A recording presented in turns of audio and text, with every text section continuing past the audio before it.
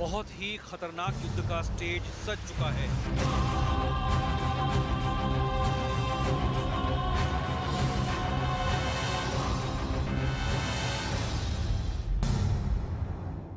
America का सबसे बड़ा जंगी जहाज निकल चुका है।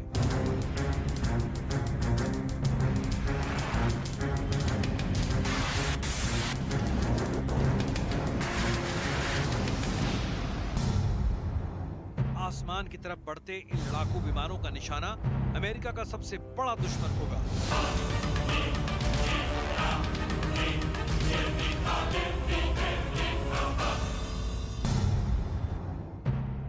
ये तैरता हुआ एयरबेस अमेरिका की परमाणु ताकत का सबसे बड़ा सेंटर कहा जाता है। जब से इसे अपना बंदरगाह छोड़ने के ऑर्डर मिले हैं, अमेरिका के दुश्मन चौकन्ने हैं, क्योंकि अब यूक्रेन के बाद सबसे खतरनाक युद्ध का खतरा मंडराने लगा है।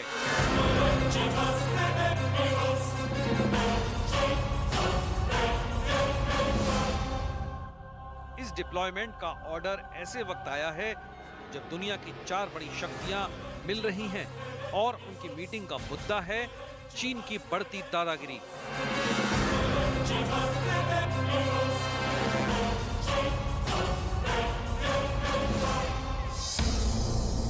अमेरिका के राष्ट्रपति बाइडेन ने कुछ ऐसा विस्फोटक बयान दे दिया है जो चीन के राष्ट्रपति शी जिनपिंग का गुस्सा 7वें आसमान पर पहुंचा देगा। बहुत गौर से देखिएगा कि बाइडेन से क्या पूछा गया और उन्होंने जवाब क्या दिया। Are you willing to get involved militarily to defend Taiwan if it comes to that? Yes. You are. That's the commitment we made. Biden से पूछा गया कि क्या वो ताइवान को बचाने के लिए सेना को भेजेंगे। बाइडेन ने कहा हाँ, क्योंकि ये उनका वादा है ताइवान से और ये वादा वो कभी नहीं तोड़ सकते। अब इसके साफ साफ मायने क्या हैं? अमेरिका का मैसेज बहुत ही साफ है। वो ये कि अगर ताइवान पर हमला हुआ तो अमेरिका उसे बचाएगा, और इसका सीधा सीधा मतलब है कि अगर चीन ने ताइवान पर हमला किया तो चीन और अमेरिका के बीच युद्ध होगा।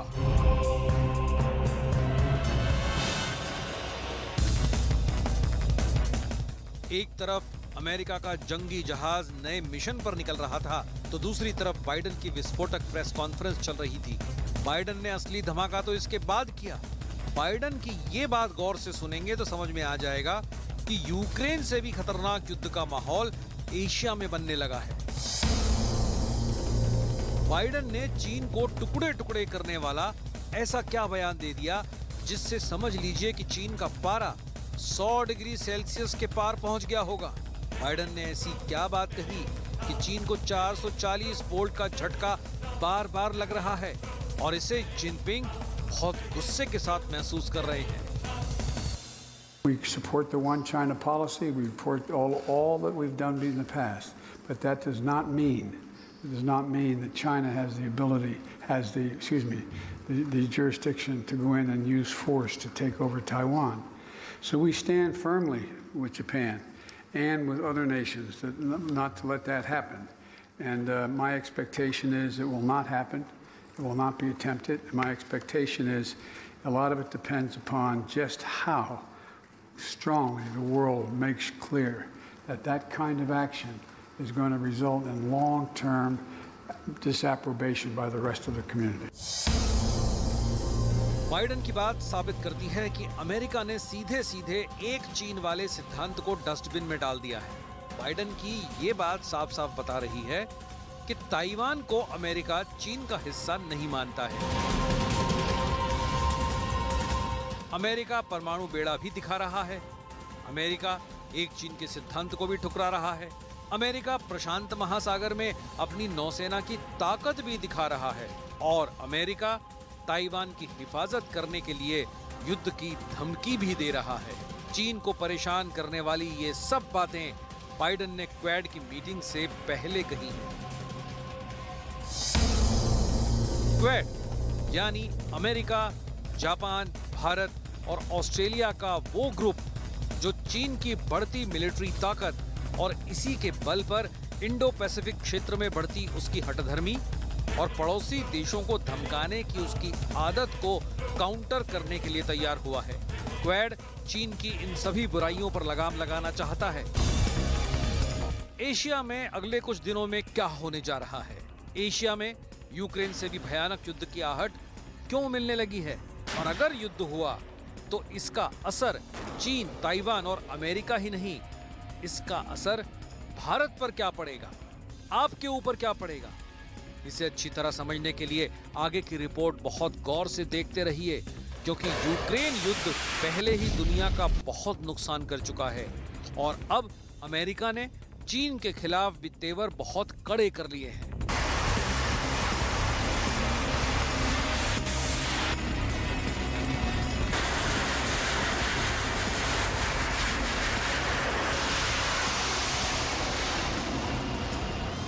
और क्वाड की बैठक शुरू हो चुकी है, लेकिन इससे पहले बाइडेन ने जो कुछ चीन के बारे में कहा है उससे साउथ चाइना सी में तनाव को बढ़ा दिया है। और ऐसे में सवाल उठता है कि क्या चीन अमेरिका की धमकी को गंभीरता से लेगा?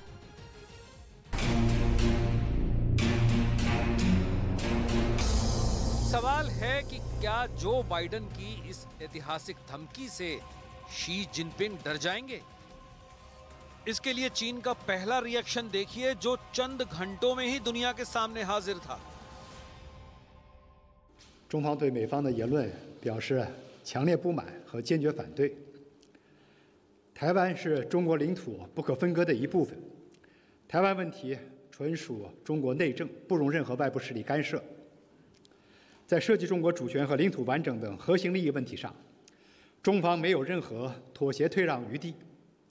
任何人不要低估中国人民捍卫国家主权和领土完整的坚强决心、坚定意志、强大能力。 अमेरिका की तमाम ताकत हमेशा प्रशांत महासागर में मौजूद रहती है। बाइडेन की नौसेना का 7वां बेड़ा हमेशा ताइवान के खिलाफ चीन की हरकतों पर नजर रखता है, लेकिन बाइडेन ने जो कहा है, ऐसा बयान देने से अमेरिका के तमाम राष्ट्रपति अब तक बचते आए हैं। ताइवान को लेकर अमेरिका के रिश्ते 1979 ताइवान रिलेशंस एक्ट के मुताबिक रहे हैं। इसके मुताबिक चीन ने ताइवान पर हमला किया तो अमेरिका खुद जंग में नहीं कूदेगा, लेकिन वो ये सुनिश्चित करेगा कि ताइवान के पास खुद को बचाने के लिए सभी संसाधन मौजूद हों। लेकिन अमेरिका के 7वें बेड़े को लेकर जो रिपोर्ट मिल रही है, साथ में बाइडेन के बयान की टाइमिंग बताती है कि अमेरिका चीन के खिलाफ अब कुछ ज्यादा ही एक्टिव हो सकता है। 我们敦促美方切实恪守一个中国原则和中美3个联合公报规定，恪守有关不支持台独的重要承诺，在台湾问题上谨言慎行，不向台独分裂势力发出任何错误信号，以免对台海局势和中美关系造成严重损害。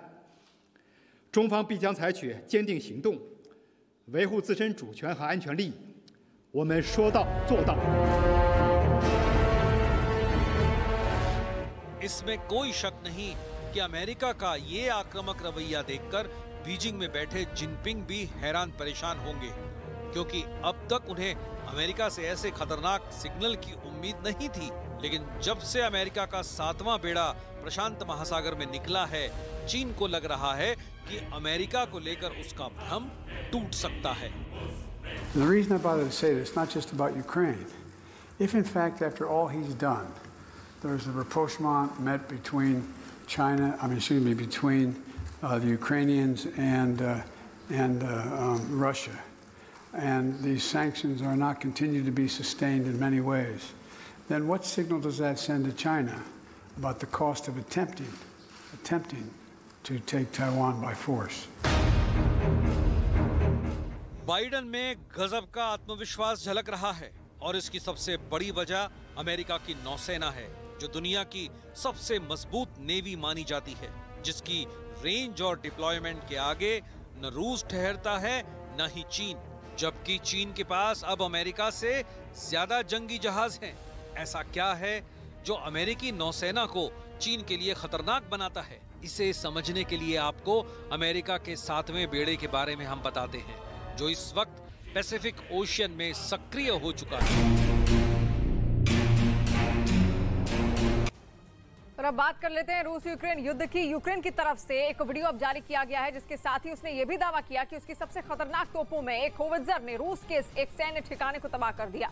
दावा किया गया कि ये हमला 20 किलोमीटर दूर से किया गया, जिसका निशाना एकदम सटीक बैठा। बताया गया कि ये तोप यूक्रेन को नेटो की तरफ से मुहैया कराई गई है, जो अपने मिशन में पूरी तरह कामयाब रही। रूस और यूक्रेन के बीच जारी जंग खत्म होने का नाम नहीं ले रही। पिछले 3 महीने से चल रही इस जंग में हजारों लोगों की जान जा चुकी है, लेकिन इसके बाद भी न तो पुतिन जंग से अपने कदम पीछे खींच रहे हैं और न ही ज़ेलेंस्की की सेना हार मानने को तैयार है। इस बीच मारियोपोल पर जीत दर्ज करने के बाद रूसी सेना ने अज़ोवस्ताल स्टील प्लांट में बिछाई गई बारूदी सुरंगों को नष्ट करने का काम तेज कर दिया। रूस का दावा है कि इस स्टील प्लांट में जंग के दौरान यूक्रेन की सेना की स्पेशल यूनिट अज़ोव रेजिमेंट के करीब 2000 सैनिक छिप गए थे, जिन्होंने करीब 2.5 महीने तक रूसी सेना को हर मोर्चे पर कड़ी टक्कर दी। यही नहीं, युद्ध के बीच यूक्रेन के सैनिकों ने स्टील प्लांट के आसपास बड़ी संख्या में लैंडमाइन बिछा दी ताकि रूसी सेना को आगे बढ़ने से रोका जा सके। लेकिन कई दिनों तक चली भीषण जंग के बाद रूस ने इस प्लांट पर कब्जा कर लिया। इसके बाद अब रूसी सैनिक वहां बिछी बारूदी सुरंगों को नष्ट करने में जुट गए। रूस ने जो वीडियो जारी किया उसमें कुछ सैनिक लैंडमाइन की तलाश में मशीनों के साथ धीरे धीरे आगे बढ़ते दिखे। तभी वहां एक जोरदार धमाका हुआ। इस सर्च ऑपरेशन के दौरान वहां कई और बारूदी सुरंगें मिली, जिन्हें रूसी सैनिकों ने बड़ी सावधानी से धमाका कर नष्ट कर दिया। स्टील प्लांट के आसपास एक टैंक की मदद से मलबा हटाने का भी काम चलता रहा। तभी एक और लैंडमाइन में ब्लास्ट हो गया। हालांकि इन धमाकों में किसी को कोई नुकसान नहीं पहुंचा। रूस ने दावा किया कि पिछले 2 दिनों में 100 से ज्यादा विस्फोटक नष्ट किए जा चुके हैं। बिहार में जाति जनगणना पर इसी हफ्ते बैठक होगी। बिहार सरकार ने शुक्रवार को सभी दलों की एक बैठक बुलाई, जिसमें जाति के आधार पर जनगणना करवाने पर चर्चा होगी। दिल्ली के शास्त्री भवन में एक वैज्ञानिक की 7वीं मंजिल से गिरकर संदिग्ध हालात में मौत हो गई। यूपी के इटावा में प्रशासन ने कई रसूखदार लोगों के अवैध कब्जे को हटवाया। वहीं यूक्रेन के रक्षा मंत्रालय ने एक वीडियो जारी किया, जिसमें रूस की तरफ से बिछाई गई बारूदी सुरंगों को नष्ट करने का उसने दावा किया। और यह ऑपरेशन यूक्रेन की राजधानी कीव में किया गया, जहां आरोप है कि पुतिन की सेना ने कई इलाकों में लैंडमाइन बिछाई थी, जिनका पता लगाने के बाद यूक्रेन के सैनिकों ने उन्हें नष्ट करने का काम किया। ये बारूदी सुरंगें इतनी खतरनाक थीं कि नष्ट करने पर जबरदस्त धमाका हुआ और वहां काफी देर तक आग के साथ धुएं का गुबार उठता दिखाई दिया। यूक्रेन का इल्जाम है कि रूस ने कीव में इसी तरह से कई जगह पर बारूदी सुरंगें लगाई हैं, जिनको नष्ट करने के लिए सेना का सर्च ऑपरेशन जारी है। और वहीं रूस के रक्षा मंत्रालय की तरफ से एक वीडियो जारी किया गया है, जिसमें उसकी शक्तिशाली होवित्जर तोप दुश्मन की सेना पर गोले बरसाती हुई नजर आई। और वो भी 1 या 2 नहीं, बल्कि इतने कि जिनसे जमीन थर्रा उठे। बताया गया कि रूस की टुकड़ी ने जंगल के बीच अपनी ताकतवर तोपों को तैनात किया, जिनसे दनादन गोले दागे गए। इस वीडियो में रूस के जवान एक के बाद एक कई तोपों में गोले भरते दिखे। एक सैनिक तोप को लोड करता तो दूसरा इशारा मिलते ही उसे फायर कर देता। रूस ने इस वीडियो के साथ ये दावा किया कि उसकी होवित्जर से लैस टुकड़ी यूक्रेन पर कहर बरपाने के लिए हर वक्त तैयार है। ज्ञानवापी मामले में सुबह फैसला आ सकता है। वाराणसी की जिला कोर्ट ने ज्ञानवापी मस्जिद मामले में सुनवाई के बाद सुबह तक अपना फैसला सुरक्षित रख लिया। दिल्ली में खराब मौसम की वजह से 40 उड़ानें रद्द कर दी गईं और करीब 18 विमानों की लैंडिंग भी कैंसिल करनी पड़ी। अमेरिकी फार्मा कंपनी फाइजर ने दावा किया कि उसकी कोरोना वैक्सीन की 3 डोज 5 साल से कम उम्र के बच्चों के लिए कारगर है।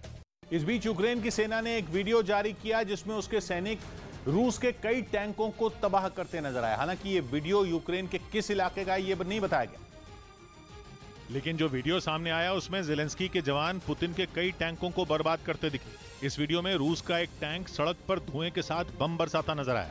उसी वक्त यूक्रेन के सैनिकों ने रूस के टैंक पर हमला बोल दिया और हवाई हमले से उसे तबाह कर दिया। हमला इतना जबरदस्त था कि वहां काफी देर तक आग के साथ धुएं का गुबार भी उठता दिखाई दिया। इस दौरान रूस के कुछ सैनिक अपनी जान बचाने के लिए भागते नजर आए। बताया गया कि ये वो जवान थे जो आग लगने के बाद टैंक से कूदकर जंगल की तरफ निकल भागे। हालांकि यूक्रेन की फौज भी उन पर नजर बनाए रही और मौका मिलते ही गोलाबारी कर दी। यही नहीं, जंगल में बने रूस के दूसरे ठिकानों पर भारी बमबारी से उसके कुछ और टैंक राख में तब्दील हो गए। वहीं रूस से जारी जंग के बीच यूक्रेन की मदद के लिए बेलारूस के लड़ाकों ने पुतिन की सेना के खिलाफ मोर्चा खोल दिया। माना जा रहा है कि वो यूक्रेन का समर्थन करके सिर्फ जेलेंस्की के साथ नहीं खड़े हैं, बल्कि वो इसमें अपना फायदा भी देख रहे हैं। क्योंकि 1994 से राष्ट्रपति पद की कुर्सी पर तैनात अलेक्जेंडर लुकाशेंको से वो तंग आ चुके हैं।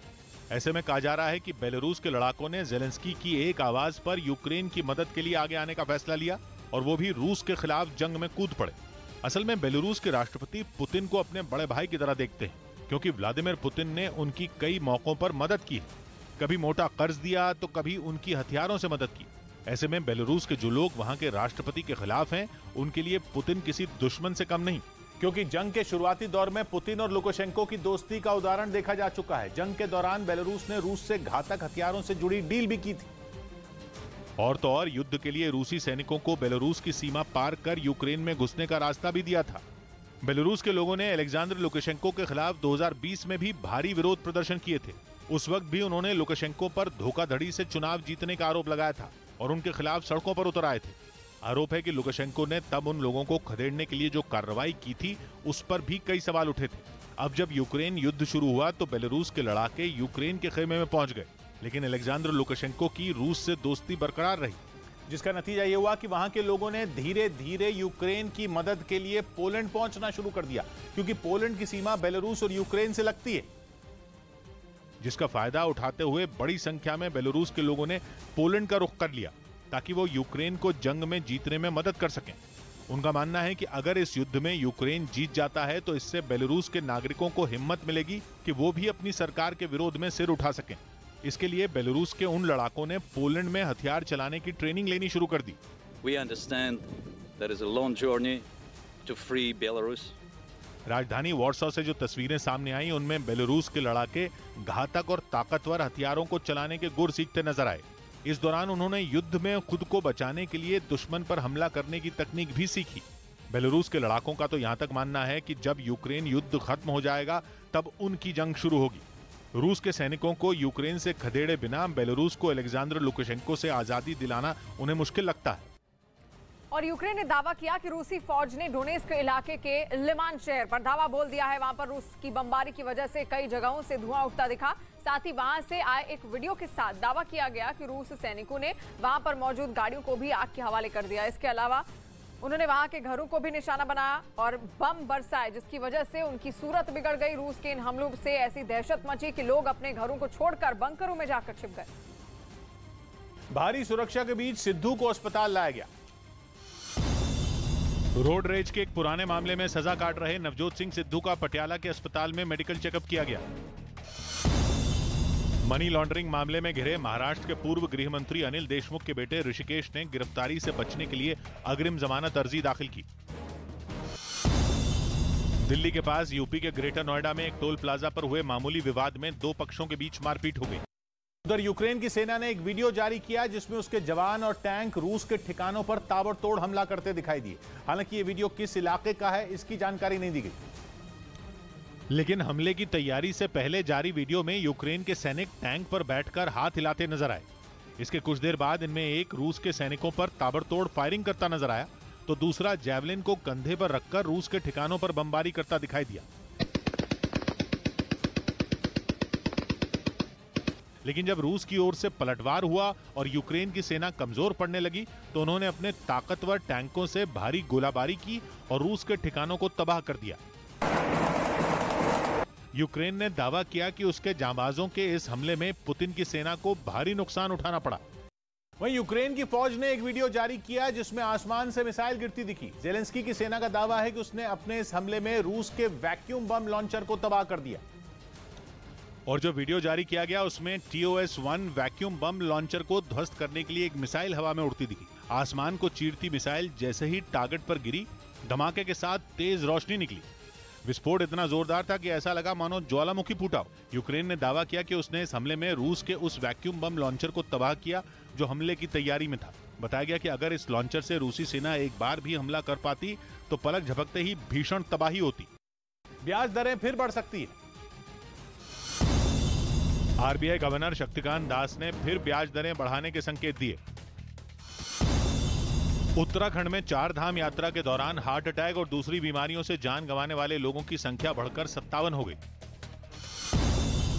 जम्मू कश्मीर के बारामूला में पिछले महीने एक सरपंच की हत्या करने वाले 3 आतंकियों को पुलिस ने गिरफ्तार कर लिया। और उधर उत्तर कोरिया के शासक किम जोंग उन बिना मास्क पहने प्यांगयांग में अपने गुरु योन चोल के ही अंतिम संस्कार अंतिम यात्रा में शामिल हो गए। और जबकि उत्तर कोरिया में कोरोना से कोहराम मचा हुआ है और रोजाना वहां बड़ी संख्या में कोरोना के नए मरीज सामने आ रहे हैं, लेकिन इसके बावजूद किम बिना मास्क लगाए ही अपने गुरु ह्योनचोल हे को श्रद्धांजलि देने पहुंच गए। कोरोना की वजह से वहां मौजूद हर शख्स मास्क लगाए दिखा, लेकिन किम ने इसकी परवाह नहीं की। कहा जाता है कि ह्योनचोल हे ने 2011 में किम के पिता की मौत से पहले उन्हें देश के अगले नेता के रूप में तैयार करने में अहम भूमिका निभाई थी, जिनके शरीर के कई अंगों ने काम करना बंद कर दिया था और 87 साल की उम्र में उनकी मौत हो गई। जिसके बाद उत्तर कोरिया के रक्षा मंत्रालय के सलाहकार और अपने गुरु ह्योनचोल हे को श्रद्धांजलि देने के लिए किम जोंग उन वहां पहुंचे। जो तस्वीरें वहां से सामने आई उनमें किम जोंग उन कहीं भी मास्क लगाए नजर नहीं आए, जबकि वहां मौजूद सभी लोग कोरोना से बचाव के लिए मास्क में दिखाई दिए। उत्तर कोरिया की तरफ से लगातार ये दावा किया जा रहा है कि वहां कोरोना वायरस की पकड़ कमजोर होती जा रही है। ऐसे में वहां मौजूद सभी लोगों के मास्क में होने ने हलचल पैदा कर दी। हालांकि किम का मास्क में न होना भी चर्चा का विषय बन गया। जबकि इस दौरान गुरु की मौत का दुख किम जोंग उन के चेहरे पर साफ दिखा। उन्होंने पूरे सम्मान के साथ उनके ताबूत को उठाने में दूसरे अफसरों की मदद की और अपने गुरु के ताबूत को लेकर उन्होंने उसे गाड़ी में रखा, जिसके बाद शहर में अंतिम यात्रा निकाली गई। ह्योनचोल हे को श्रद्धांजलि देने के लिए उस वक्त वहां मौजूद अधिकारी सिर झुकाकर खड़े नजर आए। बाद में कब्रिस्तान पहुंचे किम ने अपने हाथों से मिट्टी को उठाकर अपने गुरु की कब्र में डाला। इस दौरान अलग अलग जगहों पर किम जोंग उन का अपने गुरु के लिए लगाव देखने को मिला। जम्मू कश्मीर के एलजी मनोज सिन्हा कश्मीरी पंडितों से मिले। जम्मू कश्मीर के उपराज्यपाल मनोज सिन्हा बडगाम पहुंचे, जहां उन्होंने राहुल भट्ट की हत्या के विरोध में प्रदर्शन कर रहे कई कश्मीरी पंडितों से मुलाकात की। प्रधानमंत्री मोदी 21 जून को अंतर्राष्ट्रीय योग दिवस पर कर्नाटक के मैसूरू में आयोजित कार्यक्रम में हिस्सा लेंगे। दिल्ली के पास नोएडा के निठारी में शॉर्ट सर्किट की वजह से एक इमारत में आग लग गई। और यूक्रेन ने दावा किया कि रूसी फौज ने डोनेस्क इलाके के लिमान शहर पर धावा बोल दिया। वहां पर रूस की बमबारी की वजह से कई जगहों से धुआं उठता दिखा। साथ ही वहां से आए एक वीडियो के साथ ये दावा किया गया कि रूस सैनिकों ने वहां मौजूद गाड़ियों को भी आग के हवाले कर दिया। इसके अलावा उन्होंने वहां के घरों को भी निशाने पर लेकर बम बरसाए, जिसकी वजह से उनकी सूरत बिगड़ गई। रूस के इन हमलों से ऐसी दहशत मची कि लोग अपने घरों को छोड़कर बंकरों में जाकर छिप गए। उधर यूक्रेन की सेना ने एक वीडियो जारी किया जिसमें उसके सैनिक खार्किव के एक इलाके में रूस के एक ताकतवर टैंक को मिसाइल से ध्वस्त करते दिखे। पिछले कई दिनों से इस इलाके पर ज़ेलेंस्की की सेना फिर से कब्जा जमाने में जुटी है और इसके लिए उसने अपनी पूरी ताकत झोंक दी। इलाके से रूसी सैनिकों को खदेड़ने के लिए ज़ेलेंस्की की सेना उन पर कहर बनकर टूट रही है। इसी कड़ी में यूक्रेन की सेना ने रूसी टैंकों को मिसाइल से निशाना बनाया। यूक्रेन ने जो वीडियो जारी किया उसमें मिसाइल हमले के बाद रूसी सेना के एक टैंक के परखचे उड़ते दिखाई दिए। धमाके के बाद वहां आग का बवंडर उठता नजर आया, जबकि उससे निकलने वाले काले धुएं के गुबार ने पूरे इलाके को ढक लिया। इसी तरह ज़ेलेंस्की के सैनिकों ने एक और रूसी टैंक को रॉकेट दागकर तबाह कर दिया। इस हमले से पहले रूसी सेना का एक टैंक बड़ी तेजी से उस रिहायशी इलाके में दौड़ता दिखा। देखकर ऐसा लगा जैसे रूसी सैनिकों को इस बात की भनक लग गई थी कि उन पर हमला होने वाला है। इसी वजह से उन्होंने उस टैंक को कुछ पेड़ों के बीच छिपाने की कोशिश की, लेकिन तभी यूक्रेन की सेना ने उस पर मिसाइल दाग दी। रूस का सरमत हाइपरसोनिक मिसाइल बिना परमाणु बम के 26 फीट का गहरा गड्ढा कर गया। पिछले महीने रूस ने परमाणु बम दागने वाली अपनी इस ताकतवर मिसाइल का परीक्षण किया था, जिसका वैसे तो नाम सरमत है, लेकिन अमेरिका जैसे पश्चिमी देश उसे सेटन यानी शैतान कहते हैं। और इसकी ताकत का अंदाजा इसी बात से लगाया जा सकता है कि रूस के कमचत्का में किए गए परीक्षण के दौरान वहां 26 फीट का गहरा गड्ढा बन गया, जबकि परीक्षण के दौरान इस मिसाइल में किसी भी तरह के कोई परमाणु बम नहीं लगाए गए थे। रूस की तरफ से सरमत हाइपरसोनिक मिसाइल टेस्ट का एक वीडियो भी जारी किया गया, जिसमें लॉन्च होने के बाद मिसाइल बड़ी तेजी से आसमान की तरफ बढ़ती दिखी। इस दौरान वहां आग और धुएं का बवंडर उठता नजर आया, लेकिन जब धुआं छटा तो वहां एक बड़ा गड्ढा दिखाई दिया। पिछले महीने ही रूस ने यह दावा किया था कि उसकी नई सरमत हाइपरसोनिक मिसाइल अपने एक वार से दुनिया के किसी भी महाद्वीप का आधा हिस्सा तबाह कर सकती है। मतलब यह कि रूस की ये मिसाइल जहां भी गिरेगी वहां तबाही ला देगी। असल में रूस का दावा है कि सरमत हाइपरसोनिक मिसाइल सिर्फ उसकी नहीं बल्कि सबसे ज्यादा रेंज वाली पूरी दुनिया की सबसे ताकतवर मिसाइल है, क्योंकि इसकी रेंज 18,000 किलोमीटर है। मतलब यह कि दुनिया का बड़ा से बड़ा शहर रूस की इस मिसाइल की जद में है। दावा है कि रूस की इस मिसाइल को मार गिराने वाला एयर डिफेंस सिस्टम बना ही नहीं है और इसीलिए पुतिन के इस हथियार का मुकाबला मुमकिन नहीं है, क्योंकि सरमत मिसाइल की स्पीड 25,000 किलोमीटर प्रति घंटा से भी ज्यादा है। और तो और ये मिसाइल एक साथ 12 परमाणु बम छोड़ सकती है, जिनमें हर एक बम 550 किलो टन जितना भारी हो सकता है। दूसरे विश्व युद्ध के दौरान अमेरिका के जिस बम ने जापान के हिरोशिमा को बर्बाद किया था, उसका वजन सिर्फ 15 किलो टन था। इसी वजह से दावा है कि अगर रूस की मिसाइल एक बार चल गई तो ब्रिटेन और फ्रांस जैसे देशों का नामो निशान मिट सकता है। और नवनीत राणा संसद की विशेषाधिकार समिति के सामने पेश हुई। महाराष्ट्र से सांसद नवनीत राणा ने अपनी गिरफ्तारी पर संसद की विशेषाधिकार समिति के सामने अपना पक्ष रखा। तो उनको इसका उत्तर देना पड़ेगा। इमरान मलिक के टीम इंडिया में शामिल होने पर जम्मू में उनके परिवार ने खुशी जताई। उत्तर प्रदेश के चंदौली में तूफान की वजह से सड़क के बीच में लगा एक बड़ा साइन बोर्ड गिर गया। यूक्रेन ने युद्ध में पहली बार चेक रिपब्लिक से मिले घातक मल्टीपल रॉकेट लॉन्चर का इस्तेमाल किया, जिसकी मदद से उसने पूर्वी यूक्रेन में रूस के सैन्य ठिकानों पर किए ताबड़तोड़ हमलों का एक वीडियो भी जारी किया और दावा किया कि इस हमले में रूस की सेना के कई ठिकाने पूरी तरह तबाह हो गए। हमले की जो तस्वीरें सामने आई उनमें यूक्रेन के सैनिक चेक रिपब्लिक से मिले बेहद खतरनाक और ताकतवर मल्टीपल रॉकेट लॉन्चर RM-70 की मदद से पुतिन की सेना पर हमला बोलते दिखे। हमला शुरू होने के महज 20 सेकंड के अंदर इस हथियार से एक के बाद एक 40 रॉकेट आसमान को चीरते हुए दुश्मन के ठिकानों की ओर उड़ान भरते नजर आए। कुछ देर के लिए तो ऐसा लगा जैसे वहां रॉकेट की बरसात शुरू हो गई हो और पूरा इलाका धमाकों की गूंज से थर्रा उठा। दुश्मन पर हमला बोलने से पहले यूक्रेन के सैनिक इस रॉकेट लॉन्चर को उस जगह पर ले जाते दिखे जहां से रूस के सैन्य ठिकानों पर धावा बोलना था। सारी तैयारी होने के बाद लॉन्चर ने रॉकेट की बौछार कर दी। और इस हमले के बाद रूसी सेना की टेंशन बहुत ज्यादा बढ़ सकती है, क्योंकि खबर है कि चेक रिपब्लिक ने यूक्रेन को ऐसे करीब 2 दर्जन मल्टीपल रॉकेट लॉन्चर मदद के तौर पर दिए हैं, जिनकी मदद से न सिर्फ 20 सेकंड के अंदर 40 रॉकेट दागे जा सकते हैं, बल्कि एक साथ दागे गए ये 40 रॉकेट करीब 3 हेक्टेयर के दायरे में फैले किसी भी ठिकाने को पूरी तरह ध्वस्त कर सकते हैं, क्योंकि इनके एक साथ फटने से होने वाला धमाका 250 किलोग्राम से ज्यादा विस्फोटक से हुए धमाके के बराबर तबाही मचाता है। और इस मल्टीपल रॉकेट लॉन्चर की मदद से करीब 20 किलोमीटर की दूरी से दुश्मन के ठिकाने पर निशाना साधा जा सकता है। यही नहीं, जरूरत पड़ने पर इस लॉन्चर से एक बार में एक रॉकेट भी दागा जा सकता है। ओडिशा कांग्रेस के नए अध्यक्ष का ऐलान हो गया। ओडिशा में शरद पटनायक को निरंजन पटनायक की जगह प्रदेश कांग्रेस का नया अध्यक्ष बनाया गया। उत्तराखंड में पिथौरागढ़ समेत कई ऊंचाई वाले इलाकों में भारी बर्फबारी हुई। भारत और पाकिस्तान के बीच एशिया कप हॉकी टूर्नामेंट का मुकाबला 1-1 से ड्रॉ रहा।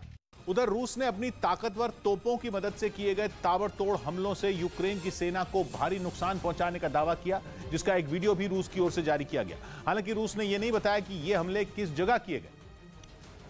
लेकिन हमलों का जो वीडियो जारी किया गया उसमें रूस के सैनिक अपनी तोप को हमले के लिए तैयार करते दिखाई दिए और तोप में गोले लोड करने के बाद उन्होंने दुश्मन के ठिकानों पर भीषण हमला बोल दिया। कुछ ही मिनटों में रूस के सैनिकों ने यूक्रेन के सैन्य ठिकानों को निशाना बनाकर कई गोले दागे, जिसकी वजह से पूरा इलाका धमाकों की आवाज से गूंज उठा। रूस ने इन हमलों में अमेरिका से मिली होवित्जर तोप समेत यूक्रेन के 13 टैंकों, बख्तरबंद गाड़ियों, 5 मल्टीपल रॉकेट लॉन्चर और हथियारों के 3 गोदाम तबाह करने का दावा किया। और पीएम मोदी आज क्वाड समिट में शामिल होंगे। आज पीएम मोदी करेंगे महाशक्तियों के साथ मंथन। युद्ध और चीन की चालबाजी पर होगी चर्चा। बैठक से पहले राष्ट्रपति बाइडेन का बयान, खतरों से खेल रहा है ड्रैगन। आज पीएम मोदी और अमेरिकी राष्ट्रपति जो बाइडेन की होगी द्विपक्षीय मुलाकात। भारत अमेरिका संबंधों को और मजबूत करने पर होगी बातचीत। ज्ञान वापी में आगे की सुनवाई की प्रक्रिया को लेकर आज होगा निर्णय। जिला कोर्ट ने दोनों पक्षों की दलील सुनने के बाद आज तक के लिए फैसला सुरक्षित रखा। इस बीच पुतिन की परमाणु हमले की दर्जनों धमकियों के बाद ब्रिटेन में भी रक्षा विशेषज्ञों ने दावा किया कि अगर रूस ने ब्रिटेन पर परमाणु मिसाइल दागी तो उसे ऐसा मुंहतोड़ जवाब मिलेगा कि उसके शहर 2 मिनट भी टिक नहीं पाएंगे। मतलब ये कि रूस के ही शहरों पर इतना ताकतवर परमाणु बम गिराया जाएगा कि दुनिया के नक्शे से उनका नामो निशान ही मिट जाएगा। ये दावा ब्रिटेन के जाने माने रक्षा विशेषज्ञ रॉबर्ट फॉक्स ने एक इंटरव्यू में किया और कहा कि न्यूक्लियर ब्लैकमेल बहुत ज्यादा मुश्किल खेल है और रूस के जनरल ये जानते हैं। पुतिन की सेना में शामिल कोई भी समझदार शख्स ये बात जानता होगा, क्योंकि परमाणु युद्ध में कोई नहीं जीतता। लेकिन अगर पुतिन ने परमाणु हथियार इस्तेमाल किया तो भगवान हमारी रक्षा करे। लेकिन फिर रूस का सेंट पीटर्सबर्ग शहर और उसकी राजधानी मॉस्को भी 90 सेकंड के अंदर साफ हो जाएंगी। असल में ब्रिटेन की सेना के 9 ऐसे ठिकाने हैं जिन पर अगर रूस ने परमाणु मिसाइल छोड़ दी तो 20 मिनट में उनका सुपड़ा साफ हो जाएगा। हालांकि रूस की उन परमाणु मिसाइलों से निपटने के लिए ब्रिटेन के पास भी ऐसे डिफेंस सिस्टम हैं जिनसे वो रूस की मिसाइलों को वार करने से पहले ही मार गिरा दे। इस बीच पुतिन की परमाणु हमले की दर्जनों धमकियों के बाद ब्रिटेन में भी रक्षा विशेषज्ञों ने दावा किया कि अगर रूस ने ब्रिटेन पर परमाणु मिसाइल दागी तो उसे ऐसा मुंहतोड़ जवाब मिलेगा कि उसके शहर 2 मिनट भी टिक नहीं पाएंगे।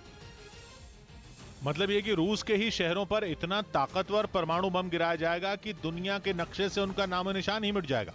ये दावा ब्रिटेन के जाने माने रक्षा विशेषज्ञ रॉबर्ट फॉक्स ने एक इंटरव्यू में किया और कहा कि न्यूक्लियर ब्लैकमेल बहुत ज्यादा मुश्किल खेल है और रूस के जनरल ये जानते हैं। पुतिन की सेना में शामिल कोई भी समझदार शख्स ये बात जानता होगा, क्योंकि परमाणु युद्ध में कोई नहीं जीतता। लेकिन अगर पुतिन ने परमाणु हथियार इस्तेमाल किया तो भगवान हमारी रक्षा करे। लेकिन फिर रूस का सेंट पीटर्सबर्ग शहर और उसकी राजधानी मॉस्को भी 90 सेकंड के अंदर साफ हो जाएंगी। असल में ब्रिटेन की सेना के 9 ऐसे ठिकाने हैं जिन पर अगर रूस ने परमाणु मिसाइल छोड़ दी तो 20 मिनट में उनका सुपड़ा साफ हो जाएगा। हालांकि रूस की उन परमाणु मिसाइलों से निपटने के लिए ब्रिटेन के पास भी ऐसे डिफेंस सिस्टम हैं जिनसे वो रूस की मिसाइलों को वार करने से पहले ही मार गिरा दे। लापता कर्मचारियों के परिवार वालों को केंद्र सरकार ने बड़ी राहत दी।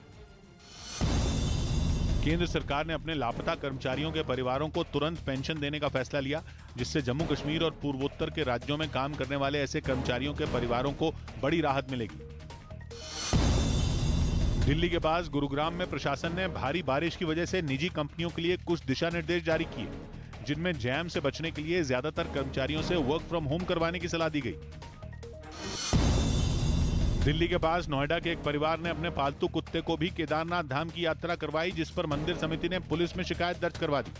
वहीं तीखे तेवर दिखाकर तुर्की ने अपने मिलिट्री अलायंस नेटो को ही बुखार दिया हुआ है।